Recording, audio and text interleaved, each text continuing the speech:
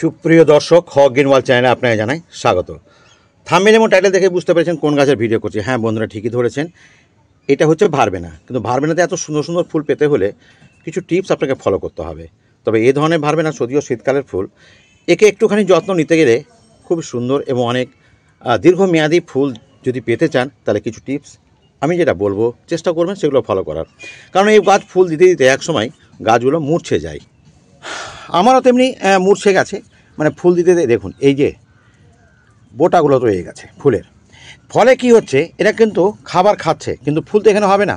ফুল হতে গেলে আপনাকে ঠিক এইভাবে নিয়ে আসতে হবে। এইটা ফুল হওয়ার জন্য তৈরি হচ্ছে, এইটা ফুল হওয়ার জন্য তৈরি হচ্ছে, কিন্তু এগুলো তো ফুল হয়ে গেছে, এগুলো তো সিড পট তৈরি হয়ে গেছে। তো এগুলো তো কেটে ফেলতে হবে। তো প্রথম বন্ধুরা আমি সিড পটটা কেটে তারপরে বাকি টিপসগুলো বলছি। তো বন্ধুরা এবার দেখতে পাচ্ছেন এই যে সিড পটটা কেটে দিয়েছি। এবার গাছটা দেখুন কত সুন্দর হচ্ছে এবং ফুল হওয়ার জন্য তৈরি হচ্ছে। তো এই গাছ আপনাকে তৈরি করতে হবে কেন?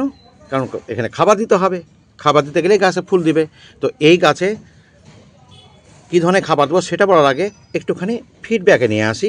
মানে অনেকেই হয়তো প্রথম ভিডিওটা দেখেনি আমার, যার জন্য বলতে হচ্ছে। এই টবগুলো 8 থেকে 10 ইঞ্চি নেবেন। গাছ বসাবেন সেপ্টেম্বরের শেষের দিকে বা অক্টোবরের মিডলে বসাবেন, তাহলে আপনি ডিসেম্বরের প্রথম উইক থেকেই কিন্তু ফুল পেতে থাকবেন। আমার কিন্তু বেশ এইবার নিয়ে দুবার আমার কাটা হলো এবং এটাই হবে আমার বোধহয় ভারবেনার শেষ ভিডিও সম্ভবত।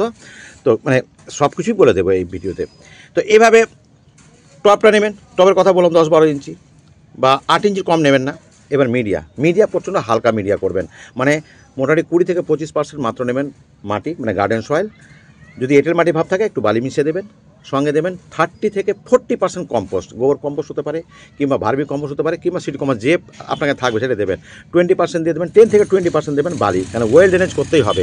ওয়েল ড্রেনেজ করতে না পারলে কিন্তু খুব বেশি ভালো রেজাল্ট পাবেন না। এবার শিংকুচি বন্ডাস নিমখোল দিয়ে গাছ বসিয়ে দেবেন। এইভাবে চলতে থাকবে, ফুল হবে। ফুলের এই বোটাগুলো কাটবেন, খাবার দেবেন। কোন ধরনের খাবার দেবো সেটা একটু বলা যাক।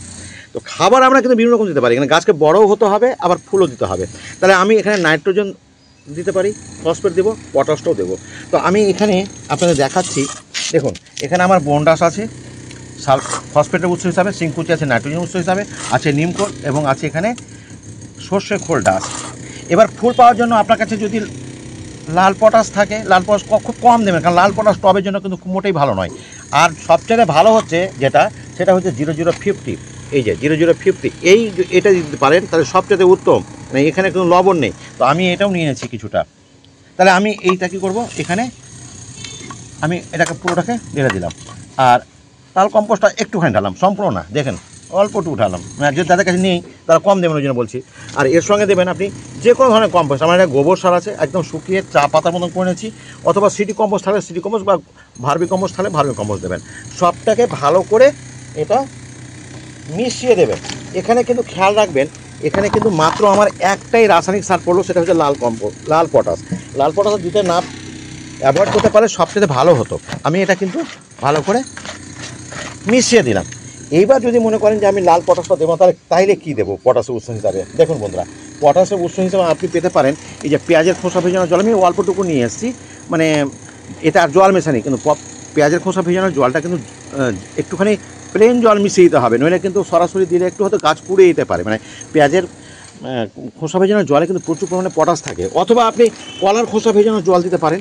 এটা 1 সপ্তাহ ভিজিয়ে রাখার পর বা 5 দিন ভিজিয়ে রাখার পর এরকম একটা কালার আসবে। পেঁয়াজের খোসা হোক কিংবা কলার খোসা হোক, ভেজানো জলটাতে প্রচুর পরিমাণে পটাশিয়াম থাকে।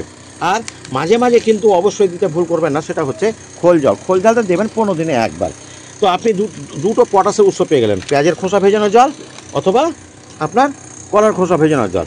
এইভাবে আপনি এখানে দেবেন। তো আমি যেটা আগে তৈরি করেছি সেটা দিয়ে আমি মোটামুটি 2 মুঠো এই গাছটাতে দিয়ে দিচ্ছি। ভালো করে দেখুন, চারদিকে বাড়ির পাশে গাছ চলছে বলে একটা ডিস্টার্ব হচ্ছে। আচ্ছা, এবার একটু নিড়ানি দিব। নিড়ানি দিয়ে অবশ্যই আমি এটাকে মাটিটাকে আর কি মিশিয়ে দেওয়ার চেষ্টা করব। একটু মিশিয়ে দিলাম, এই যে ভালো করে মিশিয়ে দিলাম। তো এখানে কিন্তু মূলত আমার যেটা দেওয়ার উদ্দেশ্য ছিল সেটা হচ্ছে মানে পটাশের উৎস হিসাবে যে কোনো জিনিস। তো আমি এখানে পটাশের উৎস হিসাবে কলার খোসা ভেজানো জলটাই দিয়ে দিলাম। আচ্ছা, এবার গাছকে যতটা আপনি সুন্দর করতে পারবেন ফুল ততটা বেশি পাবেন। তা এর জন্য সুন্দর করার জন্য যে জিনিসটা লাগে সেটা হচ্ছে মাইক্রোনিউট্রিয়েন্ট একটা রয়েছে, যেটা আমি আপনাদের দেখাচ্ছি। এই যে এখানে রয়েছে মাইক্রোনিউট্রিয়েন্ট, এটা মাইক্রোনিউট্রিয়েন্ট অনেক কিছু হয়, তো এখানে মূলত আছে কি, এটাকে আমরা অ্যাপসাম সল্ট বলি। দেখুন ম্যাগনেসিয়াম সালফেট, এই ম্যাগনেসিয়াম সালফেট কিন্তু গাছের ক্লোরোফিল তৈরি করে, আর গাছ যদি সুস্থ থাকে তার কিন্তু দীর্ঘদিন আপনি ফুল পাবেন। এই কথাই বলার উদ্দেশ্যে আজকের ভিডিওটা। তো বন্ধুরা, এইটাকে আমি কি করেছি, আপনার স্প্রে হিসাবে এটাকে আমি দেবো। তো এটা তো মূলত আমি এটা স্প্রে করে দেবো এইভাবে। এটা সপ্তাহে একবার করে করবো আমি। এই যে এইবার 1 সপ্তাহ পরেই দেখবেন এই গাছে ফুল প্রচুর আসবে। তো বন্ধুরা, সত্যি কিন্তু এর কিন্তু বেশ কয়েকটা কালার রয়েছে, ডিপ লাল আছে, গোলাপি আছে, সাদা আছে, হলুদ টাইপেরও খানিকটা পাওয়া যায়। তো যাই হোক, আমি আগামীতে যদি ভিডিও নিয়ে আসি, একটা আলাদা অন্য একটা কালার রয়েছে, সেটাও আমি দেখাবো। সেটা আমি কিছুদিন আগেই তার বোটাগুলো কেটে দিয়েছি ফুলে, যার জন্য নতুন ফুল দেখাতে পারছি না। এইভাবে করতে হবে আপনাকে।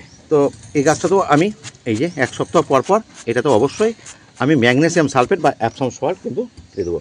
এই গাছেও কিন্তু জল দেবো, আমার পাতা পচা সার যেটা হয় সেটার সঙ্গে আমি এখানে দিয়েছি। এই যে এখন যেটা দিলাম এটা হচ্ছে কিচেন ওয়েস্ট থেকে তরল সার আর কি।